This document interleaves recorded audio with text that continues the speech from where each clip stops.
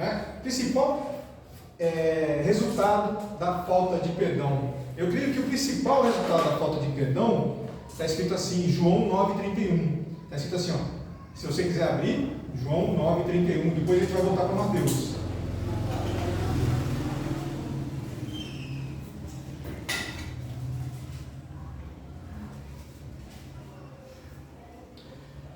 Está escrito assim: é sabido que Deus não ouve pecadores, mas a todo adorador de Deus e a todo que faz a sua vontade, a esse ele atende.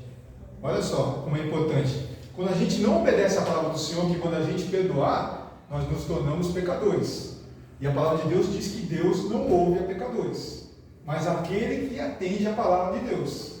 Então, se você quer que as suas bênçãos cheguem até as tuas mãos, se você quer que as suas bênçãos se manifestem na tua frente, você tem que praticar o perdão.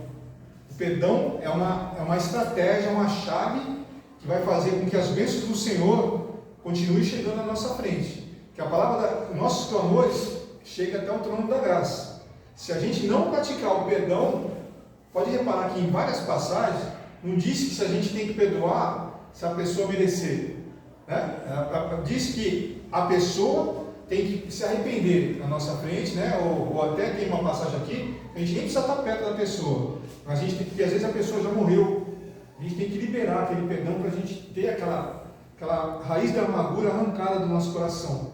Então é muito importante a gente se ligar que o perdão é tão importante para quem recebe como para quem dá. Amém? É uma via de mão dupla. E é uma prática que Deus quer. Vocês se lembram quando eu estava até no louvor, o Senhor me fez lembrar de uma passagem quando o Senhor Jesus está para ser preso, que ele está no Getsemane com Pedro, e que vem um centurião tentar pegar o Senhor Jesus e Pedro dá na orelha. Aí Jesus olha para Pedro e fala assim: você está onde, né? Você está fazendo o quê? Ele não foi com essas palavras. O que é isso? Aí ele pega a orelha do soldado romano e coloca diante de Pedro, né? E põe na orelha de novo no lugar. E ele fala para Pedro: se eu quisesse, vir uma legião de anjos aqui, a gente fazia de outra maneira. Mas você tem que se lembrar que não é assim, né? Nós somos do alto, né? Então muitas vezes a gente não lembra que nós somos do reino de Deus. Isso aqui que a gente está vivenciando é tudo passageiro. É tudo passageiro. E Deus quer que a gente libere perdão, porque tem coisas que a falta de perdão acarreta. Uma vez, eu escutei um médico falando, eu acho que era um psicólogo. Ele falou que cada vez que você lembra de uma coisa traumática na tua vida, você vivencia na tua mente aquele negócio, o corpo libera substâncias que causam mal para a gente.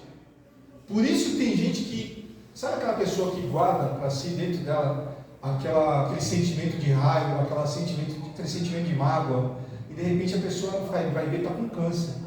A pessoa vai ver, ela está com uma depressão, porque aquilo fica preso com a pessoa. Então a falta de liberar o perdão faz a gente ficar aprisionados no passado. A falta de liberar perdão faz você ficar escravizado com as más lembranças. E Deus quer que a gente se esqueça do que causou mal para a gente, que a gente limpe a nossa mente. Tanto é que o Senhor Jesus Cristo, a palavra de Deus diz assim, que quando Deus, Ele perdoa, está escrito em Isaías 43:25, sou eu mesmo, aquele que apaga todas as tuas transgressões por amor de mim, e que não se lembra mais dos teus erros e pecados. Deus, quando Ele perdoa a gente, Ele vira a página. E Ele quer que a gente faça da mesma maneira. Perdoa alguém que te magoou, perdoa alguém que tentou te prejudicar, esquece. Se você ficar toda hora lembrando, mas eu perdoei, mas aquela pessoa fez isso comigo, você ao mesmo tempo começa a ficar com aquela raiz de amargura cada vez mais forte dentro de você. E Deus não quer que a gente fique com nada que não seja amor, porque Deus é amor. Uma coisa que me veio muito forte, Ele quer preencher todo o nosso ser, todo o nosso espírito, nosso coração. Se a gente não, ainda tem uma parte no nosso coração que tem aquela mágoa, Ele não está preenchendo tudo. Então Ele quer liberar tudo que está atrapalhando, dele preencher a gente com a plenitude dele, com a plenitude do Espírito Santo. Então a gente tem que liberar o perdão para a gente se livrar das amarras do passado para a gente se livrar de toda a raiz de amargura, para a gente se livrar de consequências físicas, psicológicas e espirituais, porque a falta de perdão atrapalha até o reino espiritual, o reino de Deus. Então tem consequências no físico, tem consequência na mente e tem consequência no espírito, porque é uma pedra que impede a gente de navegar nas bênçãos do Senhor. Agora eu queria que você voltasse, porque olha como é que Deus compara a falta de perdão. Eu queria que você abrisse em Mateus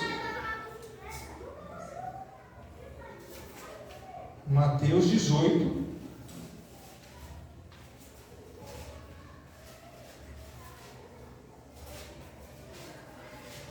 Mateus 18. Você vai ver como é que Jesus, ele escancara o que acontece quando a gente não libera o perdão. Mateus 18, está todo mundo lá? Mateus 18, no versículo 23. Ele disse assim, ó: por isso o reino dos céus pode comparar-se a um certo rei que quis fazer conta com seus servos. E começando a fazer contas, foi-lhe apresentado um que lhe devia 10.000 talentos. E não tendo ele com que pagar, o seu senhor mandou que ele e sua mulher e seus filhos fossem vendidos com tudo que quanto tinham, para que a dívida se lhe fosse paga. Então aquele servo, prostrando-se, o reverenciava, dizendo: Senhor, seja generoso comigo, e tudo te pagarei. Então o senhor daquele servo, movido de íntima compaixão, soltou e perdoou-lhe a dívida. Saindo, então você vê, o homem estava devendo 10.000 talentos para o seu chefe, para o seu senhor, 10.000 talentos. O senhor daquele servo teve compaixão com ele e liberou ele da dívida, né? Perdoou ele da dívida. No versículo 28 está escrito que saindo, porém, aquele servo encontrou-se com um dos seus conservos, quer dizer, um dos seus companheiros, que lhe devia 100 dinheiros.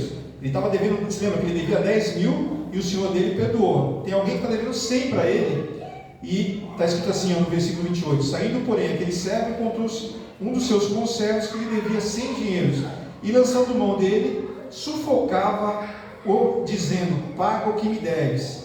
Então o seu companheiro, prostrando-se a seus pés, rogava, dizendo: seja generoso para comigo, e tudo te pagarei. Ele, porém, não quis, antes foi encerrá-lo na prisão, até que pagasse a dívida. Você vê que ele não teve compaixão com a pessoa, como o seu senhor teve com ele. No versículo 31, está escrito assim: vendo, pois, os seus conservos o que acontecia, contristaram-se muito e foram declarar ao seu senhor tudo o que se passara.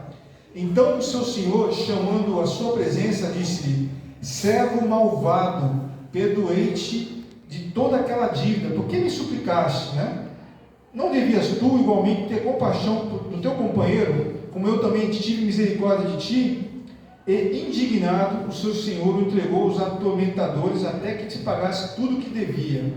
Aí completa: assim vos fará também meu Pai Celestial, se do coração não perdoares cada um a seu irmão as suas ofensas. Olha só. Então, que mostra, o que acontece? A gente erra a vida toda. Se você for reparar, não tem pecadinho, não tem pecadão. A gente o tempo todo está errando. E a palavra diz que o preço do pecado é a morte.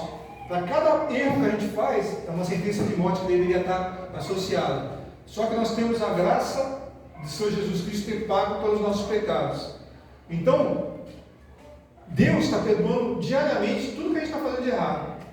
A gente teve, cada um de nós aqui, erros que foram, os erros sim, a gente sabe que erros são maiores que os outros, mas no final das contas, tudo é pecado e pecado é morte.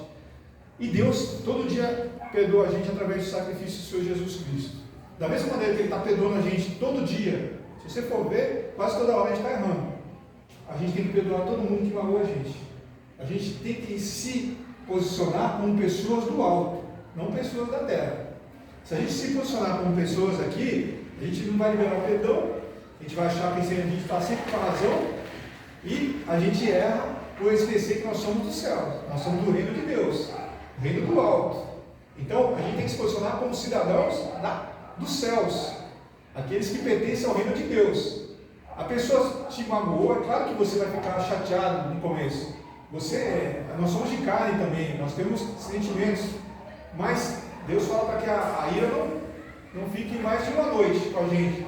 Quando chegar a noite, antes que aconteça o dia novamente, a gente tem que liberar perdão. A gente tem que soltar aquela mágoa, para aquela mágoa não criar raiz no nosso coração e já liberar o perdão para as pessoas. Tanto é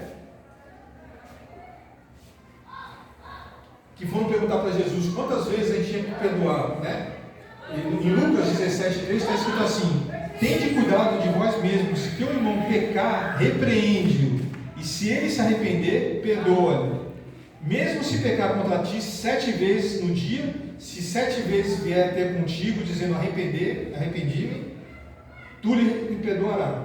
Então, Deus está falando que a gente tem, depois ele fala uma passagem, 7 vezes, 70 vezes, se não me engano, né? Perdoa 7 vezes, 70 vezes 7, né? E a gente, então, tem que ter um coração perdoador. Isso faz com que a gente fique apto a receber as bênçãos do Senhor. Isso faz com que a gente dê espaço para Deus preencher todo o nosso coração, para a gente ter a plenitude do Espírito Santo sobre nós. Isso faz com que a gente esteja apto para a gente ter as bênçãos do Senhor se manifestando nas nossas vidas. E o perdão é para todo tipo de ofensa, para todo tipo de mágoa. Eu já falei algumas vezes aqui, né? O meu pai foi assassinado. Eu tive que liberar perdão por o assassino do meu pai.